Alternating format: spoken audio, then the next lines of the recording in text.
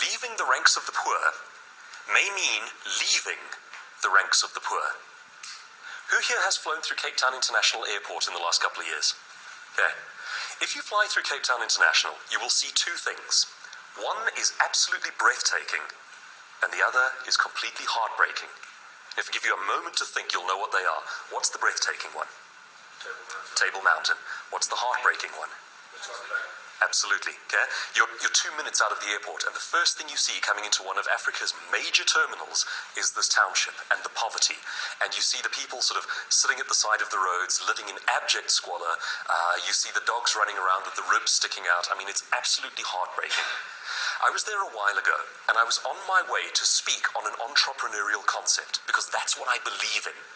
And I thought to myself, isn't it just ludicrous that as a species, we can create things that go out into outer space. We can take photos of our planet from millions of miles away, and yet here we have these people who don't have enough to eat.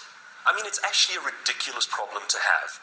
You know, if you look at it from sort of Star Trek terms, poverty is so dark ages that it's idiotic that we still have to have people suffering this badly. And I thought to myself, personal challenge, if I was taken, stripped off all of my stuff, you know, the cars, the suits, the toys, the swivel, the goodies, and plonked down in the middle of a place like that with nothing but my wits as a resource, could I get back out?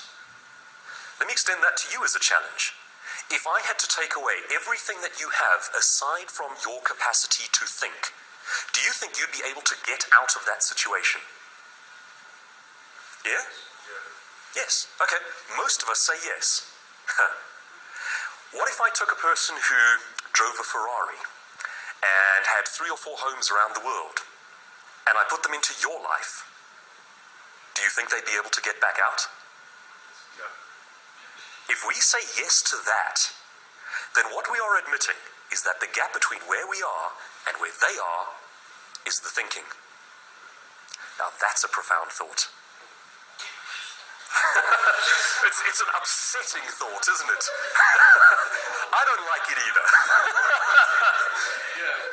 It's a profound thought, it really is. Yeah. One of the sort of accepted wisdoms these days, and it seems to hold true, is that you will be about as successful and about as wealthy as the 5 people closest to you. Take a second and think about who those people are. Chances are you're talking mom and dad. Chances are you're talking spouse, best friend, boss. Maybe colleague at work. And the reason for that sort of commonality in saying your wealth will be about the same as the median average of those 5 people, is because you are immersed in that sphere, that ecosystem of thinking created by those 5 people. Yeah? And obviously the end result there is, if you want to change your thinking, you've got to associate differently. Do you know people who run massive organizations? Do you know anyone who owns a Ferrari? And not even just sort of from the wealth point of view, do you know people who have successfully X, who have done the things that you want to do? We need to know these people.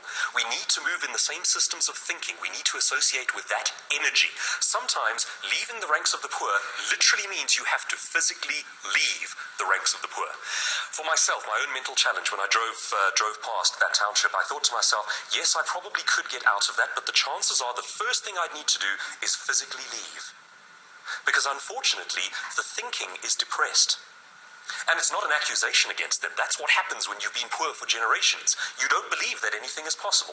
And if you're associating with people who don't believe that anything is possible, absolutely.